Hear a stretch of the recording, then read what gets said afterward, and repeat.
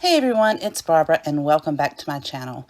Let's go ahead and jump right on into these Christmas DIYs. For the first project, I am using a piece of scrap wood, which is just some very thin luan that I had lying around. It is about 11 inches by 11 inches. If you do not have scrap wood or you don't have access to wood, you could use some foam board and get a very similar effect. I am also using some scrapbook paper from Hobby Lobby that is a beautiful cream color with the red musical lettering on there. I'm applying this to the piece of wood with a very generous amount of Mod Podge. Lie that down flat and then use my hand to smooth out any wrinkles. And once that has completely dried with the Mod Podge, I will go in and get the excess off using some sandpaper. I just like to go in one direction to get a nice smooth finish, and I'll do that all the way around the sign until I get all of that excess off. To decorate this piece, I am using one of the silver words, I was going to say lettering, but one of the silver words from Dollar Tree that you get in a pack of 3. And I am applying that with some Mod Podge so that it will sit nice and flat. For the floral pieces, I will be using 2 lamb's ear from Walmart. I believe they're about 98 cents a piece. And one of the holly bouquet picks from Dollar Tree. I go ahead and cut my lamb's ear down to the size that I want them to be to place these at the bottom of the sign, and I'm going to put that in place with some hot glue. Once I get the other lamb's ear piece down, I will come in with some of the berries and some of the greenery from the holly bouquet pick, and I just loved the way the greenery that came with the berries sort of pops out on these light colored lamb's ear. I just placed those where I wanted them to be, sort of in between the 2 lamb's ear, and put some hot glue to hold those in place. Once those are in place, I'll go in with the pine cones and put them right in the middle, again with some hot glue. And this was a very simple and easy DIY, and I absolutely love how it turned out. It is so beautiful. Moving on to the second project of today, I will be using one of these picture frames from Dollar Tree. I go ahead and remove the backing and then cut the twine with the little clothespins on there off, and then I'll set that to the side. I only will be needing the backing and the frame for this project. And I'm using this beautiful gift bag from Dollar General for $1. I'm going to go ahead and just cut that down to be a more manageable size once I remove the hanger and the tag. And you guys, I apologize in advance. There's some jumpiness in the video today. I was trying a new setup so that you could get a closer view of the projects. And it seems like every time I set something down, it just made the camera jump around. So I apologize, and it will be better quality filming on the next video. I cut this down to make with my Cricut cutter just to make sure I have a nice straight line on each side. If you don't have a Cricut cutter, you could always cut this down with scissors. And to apply the gift bag to the back of the frame board, I am just using some of the glue stick, and I'll just place the bag straight down onto the back of the frame and then apply this into the frame and close that down. And I think this is just turning out so beautiful. To decorate the frame, once I get that in place, I will be using some of Dollar Tree's berry garland. And I thought that it would just match so perfectly with the reindeer in the front. The white berries with that reindeer, I just thought it would really pop on this dark frame. And I'm just going to run that down the left-hand side and hold that in place with some glue. And then when I get to the bottom of the corner, I'm going to wrap it around the corner and run it across the bottom. You want to hold that in place for just a few seconds to make sure that glue sets up before you run it down the side of the frame. So I will just loop that around and go across the bottom after I hot glue that corner down. And then once I go across the bottom, I'm going to glue that down, but then I'm going to cut it because I wanted to make sure that the berries go in the same direction, so that the top berries on the top piece of the frame, and the berries at the bottom piece will be going in the same direction as well as on each side. I just thought that it would look better that way. And I'll just glue that top piece down. When I get to the right hand corner, I will loop that around, put some hot glue on there to hold it in place, and then run it down the side and put some hot glue there as well. This, again, a very simple and easy project, and if you're missing any berries, you can always just simply glue those back on. But I love how this turned out. It's so beautiful. I really like project number 2, and I hope you do too. If you're new to my channel, I hope you will click that subscribe button and the bell icon so YouTube will notify you the next time I upload a new video. And if you have missed any of my previous Christmas DIY videos, I will have that link to the playlist in my description box down below. Let's go ahead and get started with project number 3. Again, I will be using a beautiful gift bag from Dollar General, which was $1. After I remove the hanger and the tag, I am going to cut this bag in half. I did keep the front and the back of the bag because this is a very thin bag and I wanted to make it a little bit more sturdy. So I glued the two pieces together using a glue stick, and this made it just a little bit thicker, but you'll also have a nice dual sign that will look exactly the same on each side. Once I glue those together, I'm going to create a frame for the top and bottom of the sign using some quart paint stir sticks from Lowe's. You can get 30 of these for $1. And I cut the rounded tips off of the first one, and then the second one I will cut the rounded tip off and then hold that up to the gift bag to see how long I need to cut it.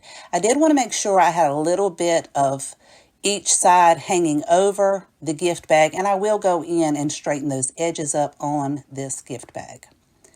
Once I cut those down, I cut 3 additional long pieces and 3 additional short pieces the same size as the first 2. So you'll have 4 of the shorter pieces and 4 of the longer pieces. And I took a piece of sandpaper and sanded each of the ends of these craft sticks to give it a nice smooth finish. I used some apple barrel burnt umber acrylic paint, and I mixed that with a little bit of water just to give it a staining effect, but a very thick staining effect. And I painted each one of the sticks on each side as well as the ends and the sides of each of these pieces. Once that has dried, I do go in and straighten up the edges of the gift bag, and I am using my Cricut cutter to make sure I get a nice straight edge. Again, if you do not have a Cricut cutter or a paper cutter, you could always draw a line with a ruler and cut that down with your scissors. And once I cut the 2 sides and the bottom edge to make sure that they're all straight, I took a piece of hemp rope and determined how long I wanted the hanger to be at the top, and I will glue that down with some hot glue to hold that in place. Then I took the craft sticks and lined them up at the bottom of the frame, making sure I had the same amount of distance hanging off of each side, and then I will secure that down with some hot glue. Then I will repeat this process at the top of the sign, making sure that I cover up the hanger. So now when you do the back part of the sign, it will look exactly the same on the front and the back. And you'll do this again on the back of the sign, and you can actually put some hot glue on the end of the craft sticks to make sure it has a nice flush finish when you glue these craft sticks on top. And just line those up exactly where you had the back side of the craft sticks.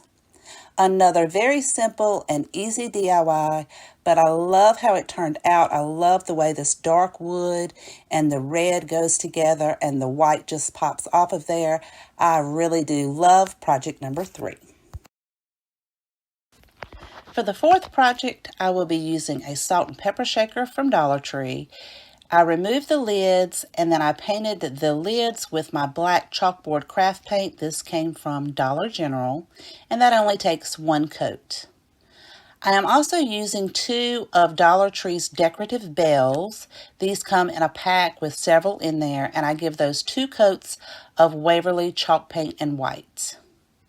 Once the paint has dried, I will take the salt and pepper shakers and some of Dollar Tree's faux snow with the beautiful sparkles in there. And I'm just going to fill each one of these glass containers up with the faux snow. I go almost all the way to the top, but I do leave a little bit at the top so that when I place the bell in there, it will have room. Before I place the bell in there, I'm going to hot glue the lid of the salt and pepper shaker to the top part of the bell where the star is. And just be very careful because that hot glue does make that metal very hot. And then I took some of Folk Art Pure Orange acrylic paint to paint the noses because we are making a snow woman and a snowman. And I chose to use the star part under the lid so that I could have these 2 stars on the side so they could serve as the cheeks for the snowman. To make the eyes, I am using an oil-based black Sharpie and just drawing the eyes in. And once I get those the way I like them, I'm going to glue the bell onto the salt and pepper shaker, and I chose just to make the head tilted a little bit to the side, but you could put it in there straight up, down, however you want it, but I just wanted mine to tilt just a little bit, and I'll do that for both of those. To create the scarf, I am using some buffalo check ribbon from Hobby Lobby, and it is quite a bit wider than I needed it to be, so I'm going to fold that over a third of the way, and then I will glue that together so it makes it a much thinner piece of ribbon. If you had a thinner piece of ribbon, you wouldn't have to do this. You could always use whatever color ribbon you want. I just love the buffalo check. I love the farmhouse theme, so that is what I went with. And then I just glue that around the top part of the salt and pepper shaker. And I just put some glue here or there as I went along. And when I got to the side of where the scarf will be, I cross it over, like the back piece over top of the front, and glue that down in place. And then once that's glued in place, I will, excuse me, make sure that I glue that so that it folds down, and then I cut the excess off. And then I take my scissors and cut, to make it more of a frayed look, more of a weathered scarf look, I cut some slits on each side of the ribbon to make it look more like a scarf. And then I took one of the excess pieces that I cut off of the ribbon, and I will fold that over in half and glue that down, and then cut the 2 little squares off of each end to create a bow to go on his scarf. I took a piece of hemp rope and wrapped that around the middle and tied it very tightly, and then I glued where I tied it together to hold that in place so it wouldn't come apart. Cut that excess hemp rope off and then glued that onto the scarf. But before that, I do fray these pieces up, and then I do go back in because I felt like the scarf needed to be frayed a little bit more. You couldn't see it that well. So I do go in and cut some longer strips in the scarf to give it more of a frayed look. And then for the other shaker, I attached the ribbon the exact same way as I did the first one. And then I cut those excess pieces off and frayed those ends. But to decorate this one, I am using some red ribbon with the white snowflakes on it. And I will just create a small bow, again tying that with some hemp rope. And I chose to glue this one to the hat. And I think these are just so adorable. You'll have to let me know in the comments down below what you think of project number 4. These are so cute, and I think they'll just make some beautiful kitchen decor.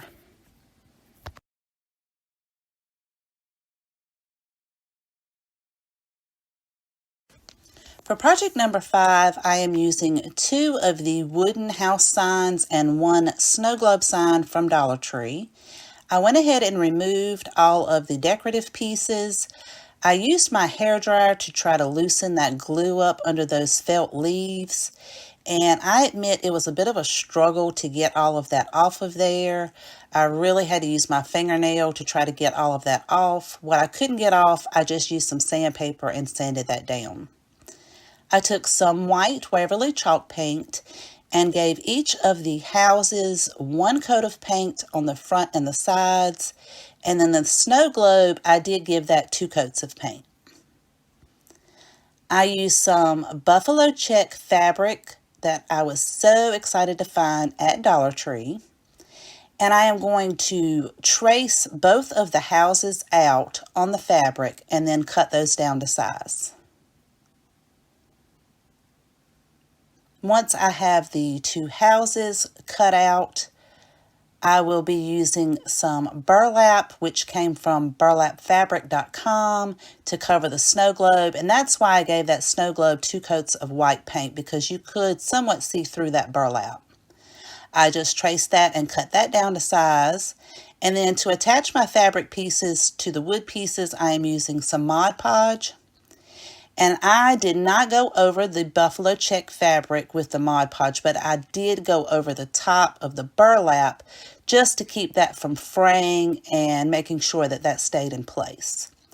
Once all of the Mod Podge was dried, I went over each piece with my X-Acto knife to get all of the excess fabric off. I found these cute distressed lettering from Walmart for $1 a piece, and I just loved the colors on those.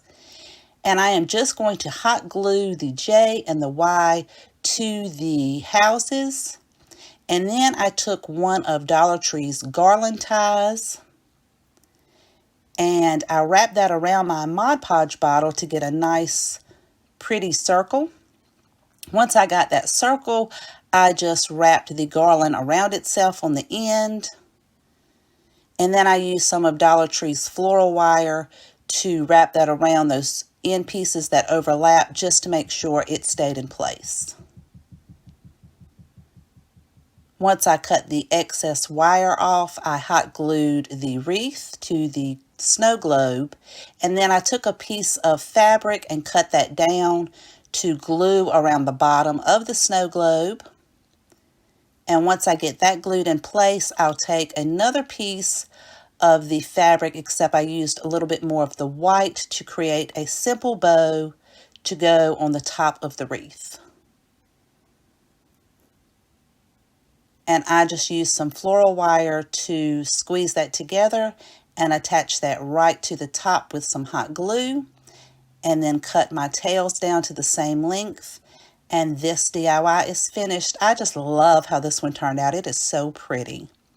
You guys, I want to thank you so much for watching my videos.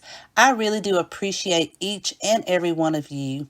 Again, as I always ask, if you have a favorite, please let me know in the comments down below. I would love to know. Take care, and I will see you guys next time.